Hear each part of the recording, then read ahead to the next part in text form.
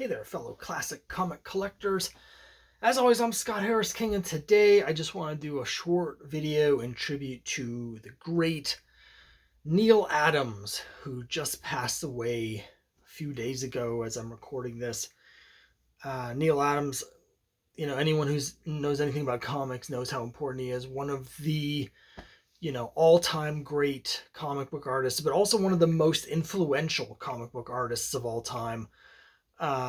Very few comic artists have had the kind of industry-wide impact on the whole medium as Neal Adams, because once his stuff started hitting in the late 60s, sort of revolutionized the way that comics are drawn for many years to come. So many artists copying his more realistic style of art. He also was very important in getting artists creator rights, as someone who, besides comics, he had worked in comic strips, but also he did a lot of advertising work. So he was involved in other industries that had better hiring practices. And so as part of that, he wasn't going to take it. And he was behind a lot of the movement toward artist rights in the 70s, specifically helping Siegel and Schuster get credit and a settlement from DC for Superman, and did a lot of other stuff like that. So super important, and also just such a great artist. So, and like at the bottom line, like he's just such a great artist. So I have here a selection of some of my favorite books of his. Some of these, a lot of these I've shown before. Some of them are actually newer acquisitions. I have a haul video that's going to be coming up sometime that I've already recorded with some of my big key purchases when I was reconfiguring my collection at the end of last year. And so you're going to see some of those now. You'll also see them again when that finally gets posted, but you guys haven't seen those yet.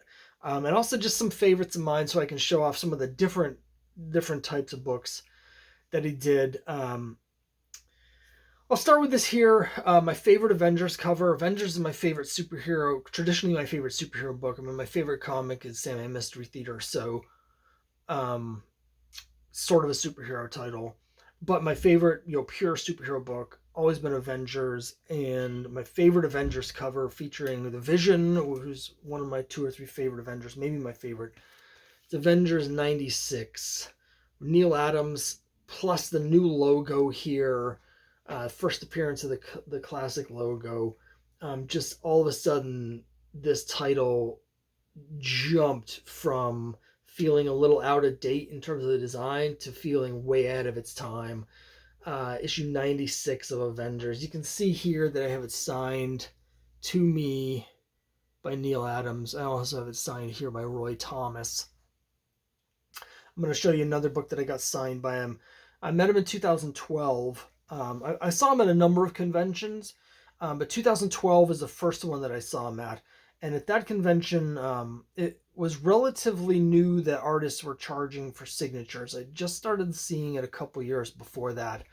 I started to catch on, and so he was charging $10 per signature, which at the time seemed like so much, but I decided, you know what, whatever, I'm just going to pay for it. I got 2 books signed. I'll show you the other one in a second. And when I had the other one signed, he asked if I wanted personalized, and I was like, not really, because that was the book where I was going to have it slabbed for insurance purposes, and so I didn't want it signed to me because I didn't want it to lower the value in case at some point, my beneficiaries have to sell it after I'm gone, because it's not a book I'm ever planning on selling. But I also had him sign this, and this one I was like, I don't want you to sign the other one, but I do want you to personalize this one to me. It's a lower grade copy, but still looks really nice. And yeah, I just always loved this cover.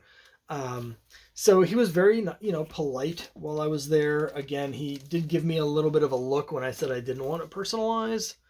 I think it was before, a lot of artists now, they'll charge extra if you're getting it CGC'd, but that was before that had sort of caught on. So it was also $10 to get this book signed. Green Lantern, Green Arrow, 76. I'm a big Green Arrow fan. I'm going to show you a couple more Green Arrow books in a second.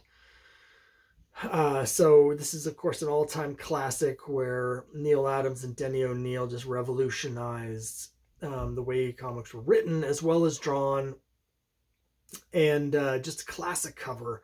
So I had picked this up a couple years earlier. I think I got it in 2009. It might have been in 2008. Anyway, it was sometime in the late 2000s I got this in a period when I was refocusing my collection. I'd always wanted one, so I got this copy off eBay for $105, and then it cost me another $63 to have it slabbed and signed. But just such a great work. I do like when I met him, I saw him at several conventions after that, and since I already had the signatures, I didn't want to spend, and it started getting $30-$40 for a signature, so I was fine with these. So I never stopped by his table after that first time, but I have this story that's apocryphal, even though it comes from my aunt. So I've mentioned before that when I was growing up in the 1980s, my aunt was married to a well-known comic book artist, or rather artist that did work in comics, and that was Doug Beekman. And so who you probably know from a Savage Sword of Conan covers. He's also done some other great covers like for Spectre. And so I was talking to my aunt one time in the mid 80s. This is like 86, I want to say.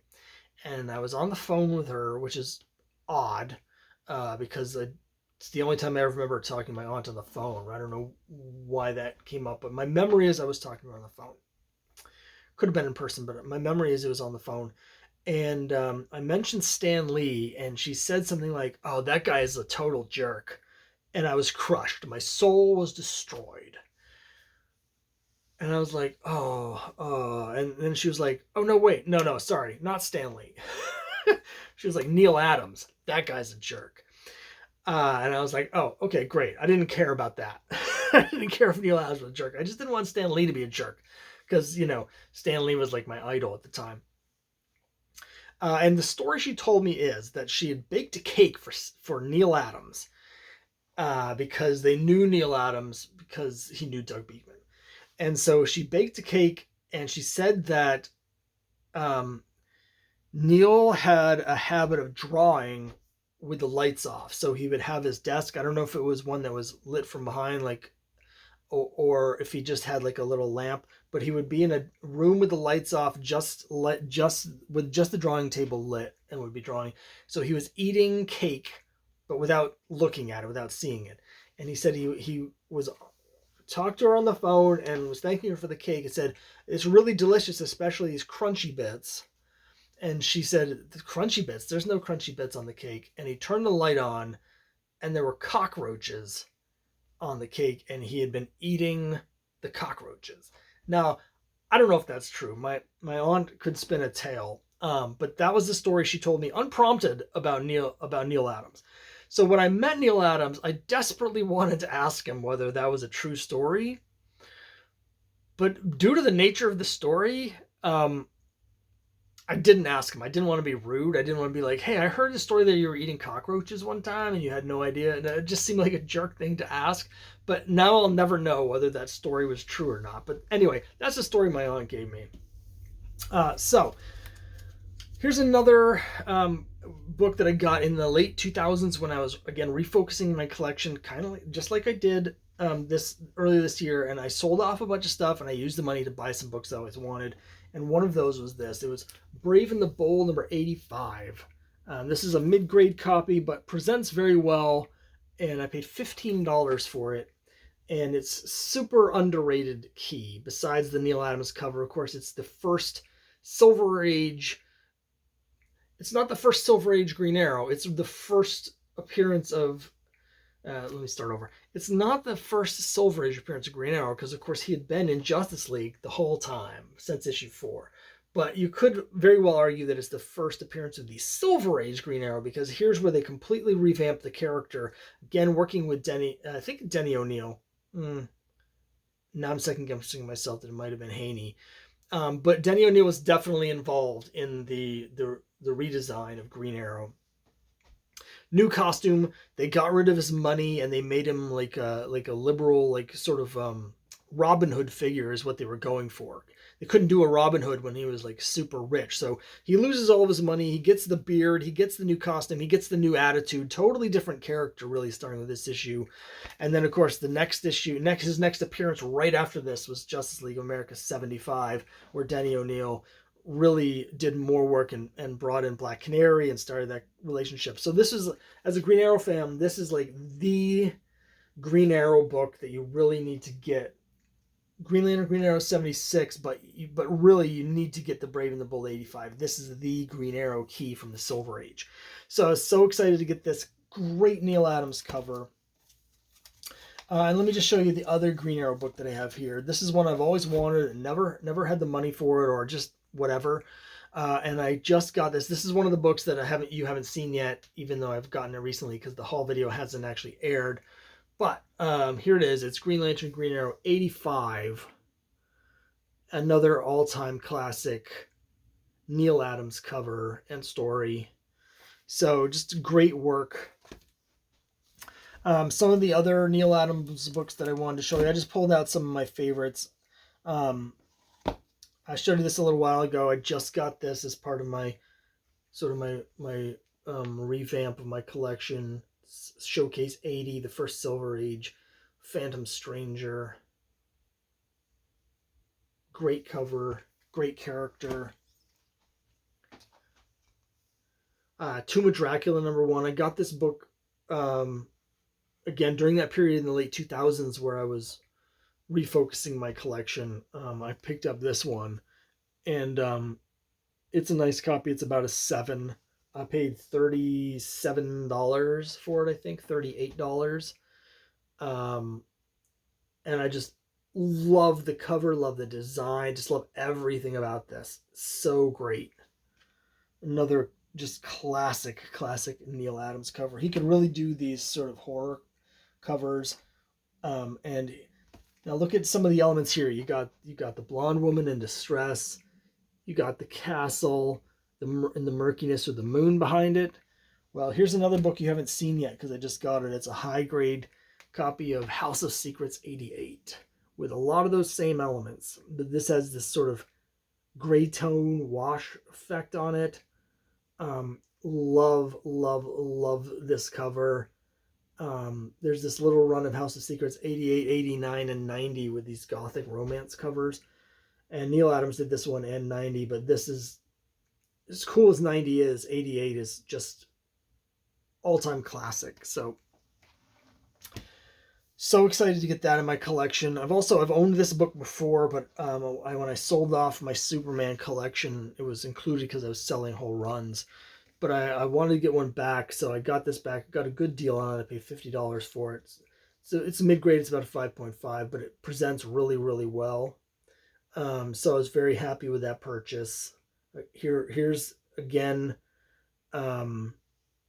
Neal Adams and Denny O'Neil doing a big revamp. This one didn't really stick as much as the others, but they did introduce a lot of important things here. They temporarily got rid of Kryptonite. They temporarily lowered his power level so they could do better stories, more Bronze Age stories instead of Silver Age.